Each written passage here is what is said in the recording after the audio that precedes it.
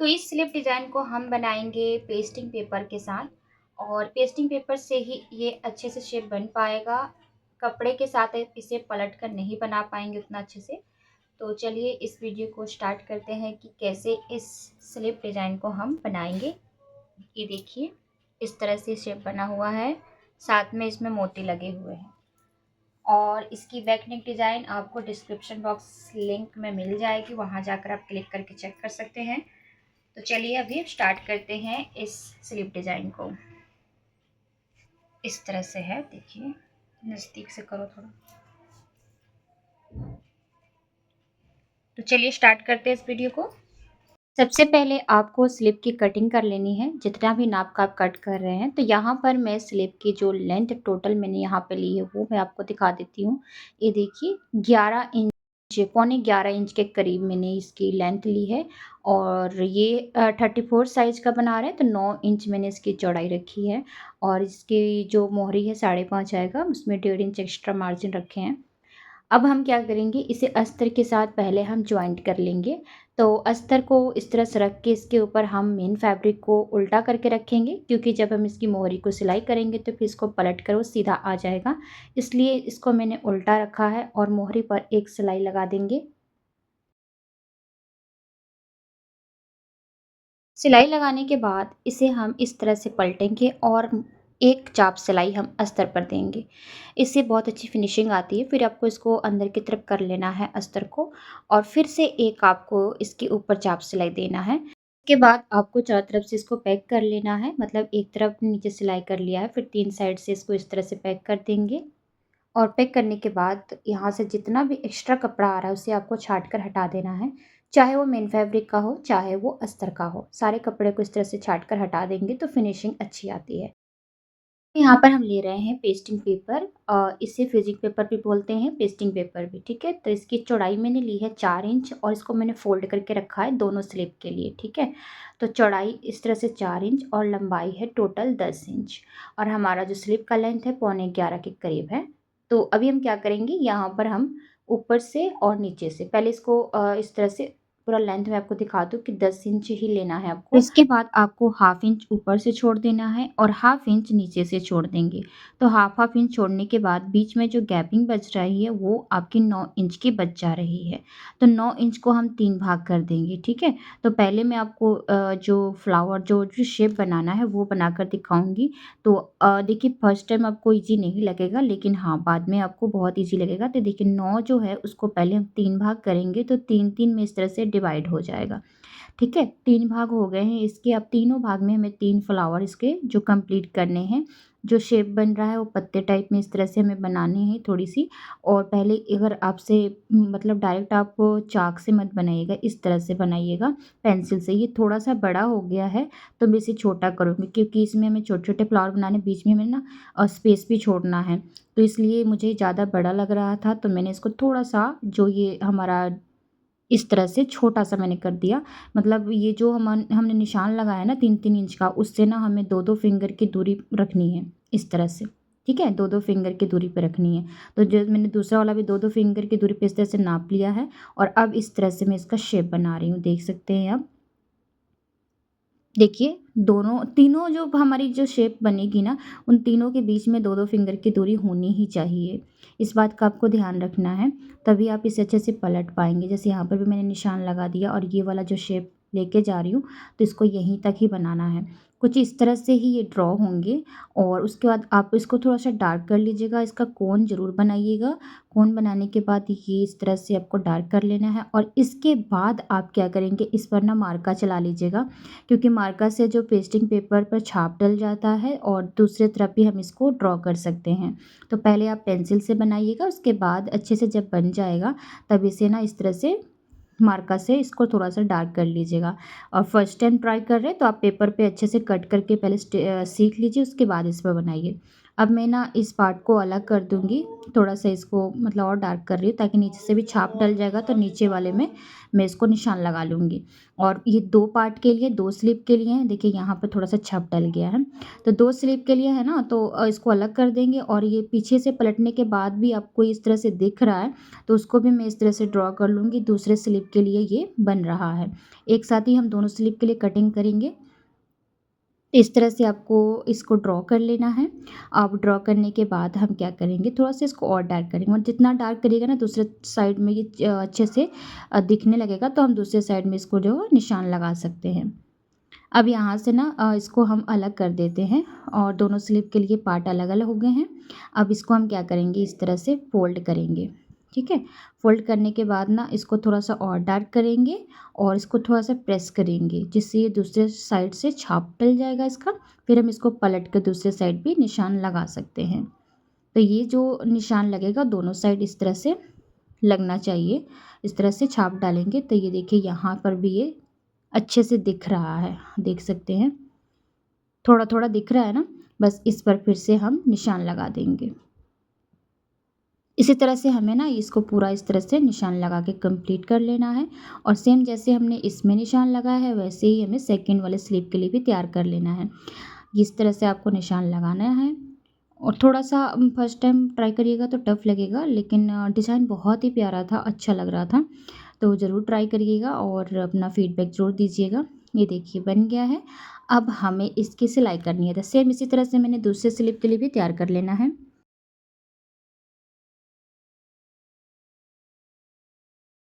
अब यहाँ पर ना मैं एक अस्तर वाला पार्ट ले रही हूँ कपड़ा और इसको इस तरह से सेट करूँगी। थोड़ा-सा हल्का-सा मार्जिन के लिए कपड़ा छोड़ेंगे और उसके बाद हम इसको कट कर लेंगे।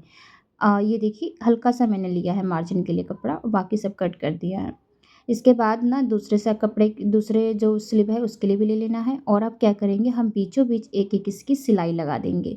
बीचों-बीच सिलाई लगाने से ये सेट हो जाएगा यानी कि दोनों साइड आधा-आधा भाग आ जाएगा तो हमें समझ में आएगा स्लीव पर अटैच करने के लिए। अब क्या करेंगे इसको भी हम सिलाई लगाने के बाद अपना स्लीव वाला पार्ट लेंगे जो हमने सिलाई करके रखा है मेन स्लीव उसको ले लेना है और इसको फोल्ड करके एक सेंटर में निशान लगाना है सेंटर से कट करना है और इसको सेंटर में ही निशान लगाना है इसी सेंटर पे कुछ इस तरह से हमें इसको सेट करना है ताकि यहाँ से अच्छे से ये सेट हो पाए ऊपर से थोड़ा-सा हम कपड़ा छोड़ते हुए इसको सेट करेंगे और यहाँ से बराबर कर देंगे। ऊपर से मैं देखिए आधा से इंच तक छोड़ रही हूँ और बीच में इसको सेट करके पिन अप कर दे रही हूँ। अब देखिए इस तरह से नाप के देखना है आपको फ़ोल्ड करके कि कहीं से इधर टेढ़ा वगैरह तो नहीं हमारा सेट हुआ है। इसके बाद आपको क्या करना है, यहाँ पर सिलाई लगाना शुरू करना है। पिन लगाने के बाद आप जो सिलाई लगाएँगी ये जो हमने शेप बनाया है ना मार्का से बस उसी पर सिलाई लगनी चाहिए, कहीं इधर-उधर सिलाई नहीं लगनी चाहिए। इसलिए सिलाई को आप बहुत ही ध्यान से लगाएँगे। थोड़ा देर आपको इस तरह से सुई को लगे रहने देना, फिर घुमाना है। सुई को आप बाहर मत निकालिएगा नहीं तो अच्छे से सिलाई नहीं लग पाएगा। इसलिए आप जब घुमाइएगा तो सुई को अंदर ही रहने दीजिएगा, फिर इसको टर्न करके घुमाइएगा। इसी तरह से आपको ये सारा शेप बना लेना है।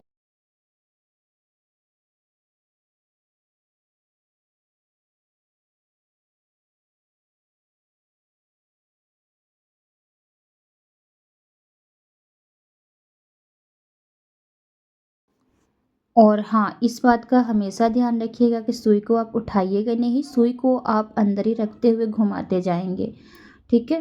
तो इसी तरह से मैंने दूसरे को सिलाई कर लिया और यहीं से मैं थर्ड वाले पार्ट पर भी जा रही हूँ, इसी तरह से और फिनिशिंग से आपको काम करना है। देखिए, यहाँ से मैं सुई को बिल्कुल नहीं उठा रही हूँ, सुई अंदर ही है कपड़े के अंदर, बस हम इस तरह से घुमाते जा रहे हैं। तो ये हो गई है पूरी सिलाई। मैंने वीडियो को स्किप नहीं किया ताकि आपको अच्छे से समझ आए, थोड़ा-सा फ़ास्ट किया है। अब हमें ना क्या करना है, इसको कट्स लगाना है। एक बार मैं फिर से चेक कर रही थी कहीं बीच में सिलाई लगी है कि नहीं, इधर-उधर तो नहीं हुई है, लेकिन सिलाई पूरी परफ़ेक्ट बीच में लगी है। क्योंकि बाद में कट हो जाने से फिर हमारी सही नहीं हो पाएगी, इसीलिए एक बार आपको चेक कर लेना है इस तरह से कि स्लीव में परफ़ेक्टली अटैच हुआ है कि नहीं।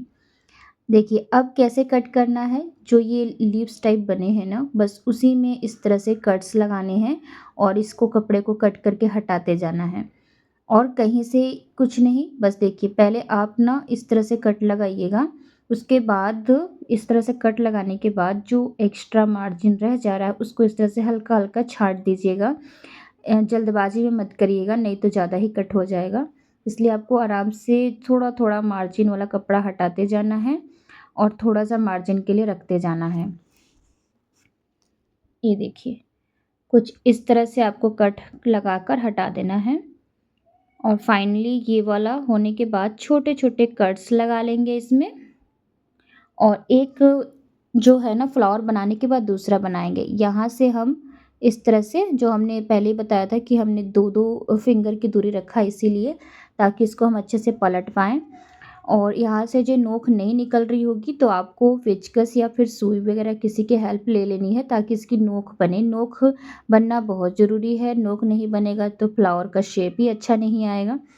ये इस तरह से बन गया है तो इसको हम एक्स्ट्रा कपड़ा जो इस तरह से है उसको अंदर की तरफ कर देंगे और इसके बाद ये वाला फ्लावर कुछ इस तरह से सेट कर देंगे। देखिए, अब इसके ऊपर है ना हमें चाप सिलाई दे देना है ताकि अच्छे से बैठ जाएगा।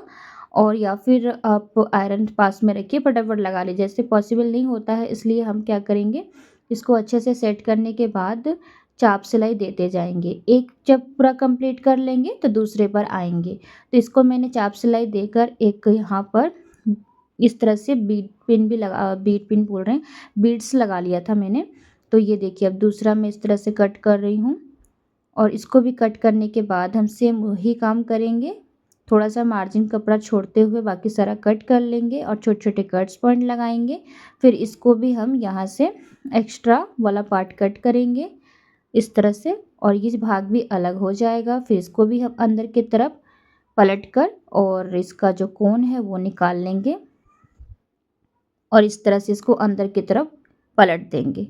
फिर से नाखूनों से अच्छे से क्रीच लगाएँगे और इस पर भी हमें ना चाप सिलाई दे देनी है और ये अच्छे से आपको परफेक्ट बैठा लेना है, कहीं से सिकुड़न नहीं होना चाहिए। अगर सिकुड़न है तो फिर से आप पलट कर कहीं एक्स्ट्रा कपड़ा होगा तो उसे छाँट दीजिएगा, तो कुछ इस तरह से बैठ जाएगा। तो फिर आप इस पर इस तरह से एकदम चाप सिलाई लगा देंगे और चाप सिलाई लगाने के बाद फिर से हम इसमें बीड्स के साथ इसको टक्स लगा देंगे, यानी बीड्स के साथ इसको जॉइंट कर देंगे।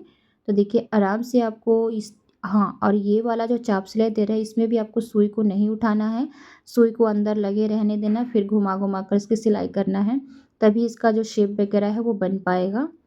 तो कुछ इस तरह से मैंने इसकी सिलाई कर ली है और ये दूसरा भी पार्ट फ्लावर जो है बन गया है। अब इसमें बीड्स मैं पहले वाले में नहीं दिखा पाई थी, दूसरा मैं दिखा रही हूँ कि कैसे मैं लगा रही हूँ। देखिए, इस तरह से टक्स लगाते हुए इसको टाँक देना है। कम से कम 5 से 6 बार इसको एक बीड में इस तरह से सिलाई करना है। फिर हम दूसरा बीड ले लेंगे, हम 2 बीड ले रहे हैं यहाँ पर। आप चाहें ना तो सेम कलर का ले सकते हैं या फिर जो मैचिंग हो रहा है उस हिसाब से ले सकते हैं। मैंने यहाँ पे गोल्डन कलर की छोटी वाली ली है बीड्स में और देखिए इसको भी मैंने इसमें सिलाई कर दिया है। और इसी तरह से ना हमें सेकंड में हो चुका है, इसी तरह से हमें थर्ड वाला कंप्लीट कर लेना है।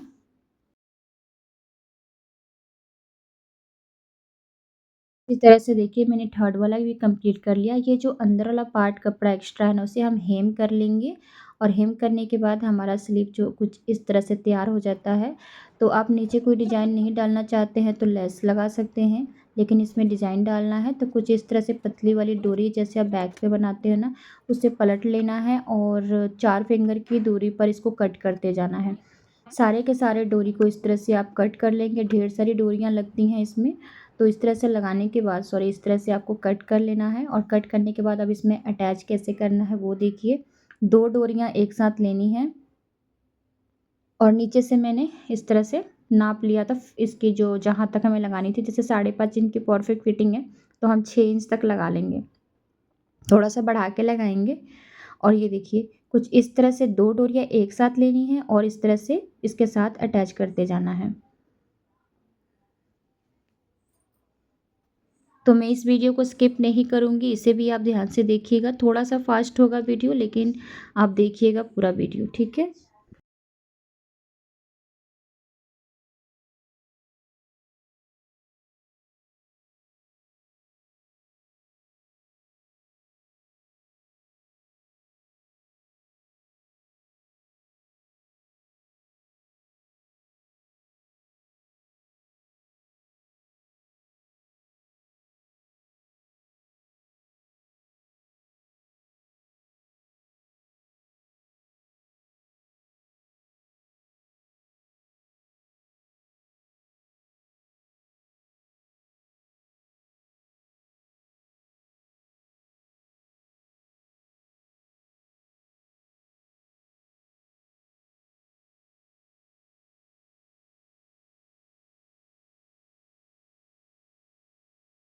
तो इसी तरह से हमें सबको कंप्लीट कर लेना है। 2-2 मैंने यहाँ पे इस तरह से डोरी को लिया है एक साथ, बहुत प्यारे लगते हैं। और अगर आप ये नहीं लगाना चाहते हैं तो सिंपल सा लेस लगाकर भी रेडी कर सकते हैं। तो ये देखिए पूरा का पूरा हमें कंप्लीट कर लेना है और इसके बाद हमें ना इसमें एक और काम करना है। तो कई लोगों को ऐसे बीड्स वगैरह पसंद नहीं आता तो आप ऐसे छोड़ सकते हैं और इसमें भी हमें बीड्स लगाना है। ये जो एक्स्ट्रा जा रहा है ना इसे हमें ना काट कर हटा देना है, इसका हमें ज़रूरत नहीं है। लेकिन इससे पहले एक और हम सिलाई लगाएंगे थोड़ा सा हटाकर, जिससे ये इसकी फिनिशिंग और इसकी मजबूती अच्छे से बनी रहे। बाई चांस होता है कहीं ये खुल ना जाए, इस बात का डर रहता है, तो आपको एक सिलाई और लगा लेना है ताकि इसकी मजबूती अच्छे से बनी रहे। ओके, तो इतना सिलने के बाद अब आ जाते हैं हम इसमें बीड्स लगाने के लिए। तो बीड्स कैसे लगाना है वो देखिएगा। पहले ये वाला कपड़ा जो है कट कर लेना है और हाँ, अंदर मैंने बताया जो ये कपड़ा स्लिप का एक्स्ट्रा है ना उसे आपको फ़ोल्ड करके हाथों से हेम कर लेना है, तभी इसकी फिनिशिंग अच्छी आएगी। तो अच्छा डिज़ाइन पहनने के लिए और किसी को अच्छा परफ़ॉर्मेंस देने के लिए थोड़ा आपको ज़्यादा मेहनत करना पड़ता है। लेकिन हाँ, अगर कस्टमर के आप कपड़े बना रहे हैं उनके डिमांड के अकॉर्डिंग, तो उ साथ में खुश ही नहीं होते बल्कि आपको और कस्टमर भी देते हैं, साथ में उनके आस-पास के लोग दिखते हैं तो वो पूछते भी हैं किसने बनाया है, कितनी सुंदर लग रही है ये डिज़ाइन। तो इस चीज़ के लिए आपको थोड़ा तो मेहनत करना पड़ेगा। अब देखिए इसके बीचों-बीच ना कुछ इस तरह से आपको धागा 2 तह लेना है और एक-एक बीड इसमें लगाते जाना है। ये देखिए कुछ इस तरह से आपको एक-एक बीड इसमें अटैच करते जाना है। थोड़ा-सा इसको अच्छे से टाँक लेंगे और फिर सेकंड वाले में चले जाएँगे।